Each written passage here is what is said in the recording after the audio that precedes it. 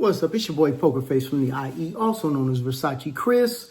And I just watched the Jake Paul, Anthony Joshua fight. And I want to give you a little breakdown on why the fight ended the way that it did. Okay, a lot of people were expecting an early rounds knockout on behalf of Anthony Joshua against Jake Paul. I had to look at the size of the fighters, which is not as important as the experience of the fighters. Okay, you have. Let me just start off with this. I never, ever liked Anthony Joshua's fighting style. As far as it's very amateurish, it's very 1-2. You know, he'll throw in a hook and a jab and an uppercut depending on the size of his opponent. But it's very, it's very 1-2. It's very basic looking. It looks very amateurish. It always has. I remember when Wilder, heavyweight Wilder, was a champion, a top-ranked fighter in the heavyweight division. And when I came back from Italy, people were saying, hey, there's this guy. He's like Tyson. He's the new Tyson, man. He's knocking out everybody. I was like, who is this guy? I haven't heard of him. They said, Wilder.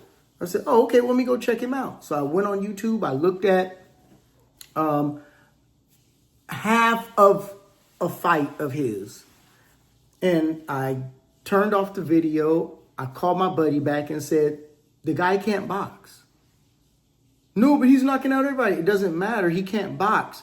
And when he comes up against a heavyweight that can box, he's going to have a problem. And, of course, Tyson Fury came along and he had a problem, okay, a few times.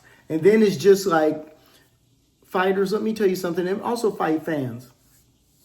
When you get knocked out, right, when you get knocked out, your knockout button gets bigger and bigger and bigger and bigger, okay? So it's easier, seems like it's easier to get knocked out. Once Mike Tyson got knocked out that first time by Buster Douglas, what happened? He started getting knocked. In fact, the only fights Mike Tyson have ever lost is by knockout. He's only lost by going to sleep, only lost by going to bed. And that's because his button has gotten bigger and bigger and bigger. When Wilder, speaking of him again, once he got that button pushed, he started getting his button pushed all the time. Even one of my favorite fighters of all time, Roy Jones Jr., when he got knocked out by Antonio Tarver, that button got bigger and bigger and bigger and bigger until every fight he seemed to getting knocked out. Anthony Joshua is a fighter that, one, can't really take a punch, has no chin, okay? And I wouldn't say it's completely glass, but when you're in the heavyweight division, almost any punch can put you straight to bed, okay? So him not having a great chin, he has to have good fundamentals. Now, as I said, it's very basic, very amateurish, but it is fundamentally sound. His fighting style is fundamentally sound. So is he going to go out there and rip up other heavyweights, rip up Tyson Fury? I don't think he can beat Tyson Fury. I'll say that right now. I'll say it right now on this channel. Click subscribe if you agree. I don't think he could beat Tyson Fury, but he's calling out Tyson Fury. Okay. But back to this fight. I knew this wasn't going to end well for Jake Paul in the first 10 seconds of the fight. I thought it was going to go past the second round. Everybody was saying second round, third round. I was thinking it'd probably go to the fourth, fifth, sixth round. It definitely wouldn't go much further than that, especially after I saw him deteriorating over time. But let's talk about the initial thing. My initial thought when I saw him in the fight as soon as it started.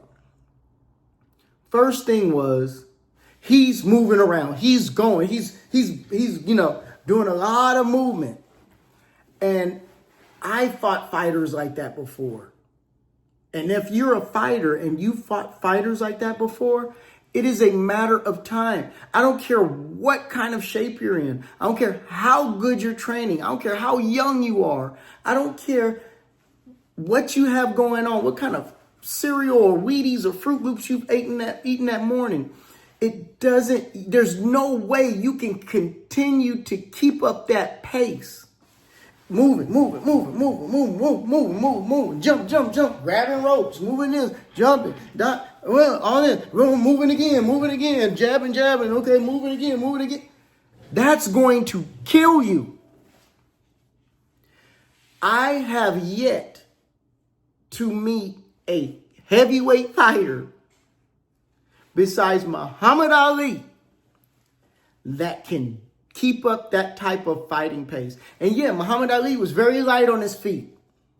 Okay? He was very light on his feet. He wasn't really a knockout puncher. Was he great? Absolutely. Would he wear you down? Yes. And anybody over 220 pounds will knock you the F out with a bomb to the head, no matter how he's moving, where he's moving.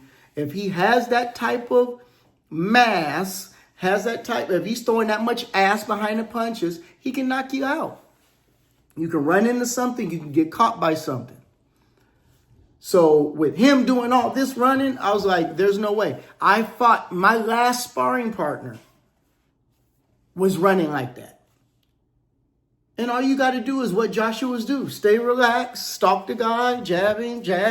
Stay relaxed, stalk the guy, jabbing. Throw a little 1-2, because that's all he does, 1-2. I guess when you're that lengthy, when you're 6'6" and you got 80-something inch reach, what more do you need in a 1-2? I mean, you're not going to be in too many spaces where you have to do uppercuts, hooks, and little cheap little right hands. You're not going to be in that situation often as that size of fighter. He's just boom, boom, boom, boom, boom, boom. He was missing a lot. Okay. Because those little shifty fighters, if they're willing to burn that kind of gas, they're going to be shifty, but they're going to get tired. My last sparring partner, he was shifty. He was hard to catch, but he ran out of gas. And I'm going to help you run out of gas by punching holes in your gas tank. I'm going to punch holes in your gas tank. And when you punch in holes in a guy's gas tank, as you saw, if you watched the fight, he was trying to catch some body shots to slow his guy down. If his corner's like, hey, we got to slow this guy down. There's two ways to slow him down. Keep fighting, just keep doing your thing and walk him down, because that's what he was doing. He was stalking him, walking him down. Or you punch holes in that gas tank and walk him down. Double the speed of out of gas. He was going to be gassed. I saw it immediately. But what I got to give Jake Paul is he had heart. Of course, he was running, okay? But he had heart. He did go in there and fight. He did land some punches, some rather significant. But you got to understand, you got 30 pounds. This guy's 30 pounds heavier than you are. I mean, in any fight, 30 pounds heavier means a lot. And then when you got a guy 30 pounds heavier, 5 inches taller, 7 inches more of reach, you're taking a chance every time you go to take some. Every time you go to take some, you're taking a big chance of running into something. All that bouncing, it was good. It had Joshua off balance a little bit, not knowing what's going on. And then, the wild takedowns and holding. And that was his plan. Move around, try to find an opening. When you find one, go in, take something. After you take something, hold him. Hold him. Ref's going to break you up. You're good now. But you got to understand, when you're doing all that holding, when all that holding is happening, right? When you have a taller guy bigger guy. He's going to lean on you, okay? He's going to lean on you, try to take your legs out, try to make you more tired. So he's going to lean on those legs. It's going to be like you're walking around with another 200-pound weight on you. That's going to wear you down a little more. But he's just leaning and leaning and leaning and leaning. And I saw that nasty, dirty thing that he did when he put his knee into the nuts of Jake Paul when they went down to the ground. He went ahead and put his knee into his nuts, and it caused a delay in the fight. They had to give a little time out for Jake Paul to get his stuff together. But overall, it was an entertaining fight.